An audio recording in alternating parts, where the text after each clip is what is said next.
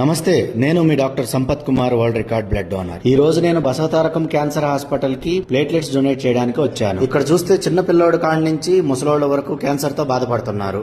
అసలు క్యాన్సర్ రావడానికి కారణాలేంటో ఈ వీడియో చూడండి. మనం మార్నింగ్ లేచిన దగ్గర నుంచి ఈవినింగ్ పడుకునేదాకా వాడే ప్రతి పదార్థంలోనూ క్యాన్సర్ వచ్చే అవకాశం ఉంది. మార్నింగ్ లేవగానే టిఫిన్ పార్సిల్ తేడానికి వెళ్తారు. వేడివేడి ఇడ్లీ పార్సిల్ చేసేదానికన్నా ముందు దాని మీద ప్లాస్టిక్ కవర్ వేస్తాడు. క్యాన్సర్. ఒకవేళ ఫుడ్ ఇంట్లోనే ప్రిపేర్ చేసుకుని తిందామని ప్లేట్లో పెట్టుకుంటే ఆ ప్లేట్ చైనా ప్లాస్టిక్. క్యాన్సర్. తాగే వాటర్ బాటిల్స్, స్టోర్ చేసే వాటర్ టిన్స్ రెండు ప్లాస్టికే. క్యాన్సర్. సాయంత్రం పూట స్నాక్స్ మంచూరియా తింటారు, దాంట్లో ఒక ఫోర్క్ ఇస్తాడు. ప్లాస్టిక్. క్యాన్సర్.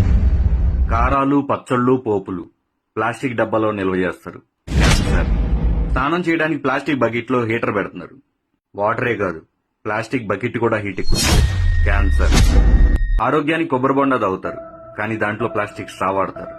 తలనొప్పని టీ తాగుతారు, కానీ దాన్ని పార్సిల్ ప్లాస్టిక్ కవర్ లో చేస్తారు. పాల ప్యాకెట్స్, పెరుగు ప్యాకెట్స్, ఆఖరికి చిన్న పిల్లలు తాగే పాల డబ్బాతో సహా ప్లాస్టిక్. క్యాన్సర్. వీటన్నిటికన్నా మోస్ట్ డేంజరస్ మార్నింగ్ లేచిన దగ్గర నుంచి ఈవినింగ్ పడుకునేదాకా వాడే మొబైల్ ఫోన్స్. క్యాన్సర్. ఫైనల్లీ 2030 కల్లా ప్రతి ఇంట్లో ఒక క్యాన్సర్ పేషెంట్ ఉండే అవకాశం ఉంది.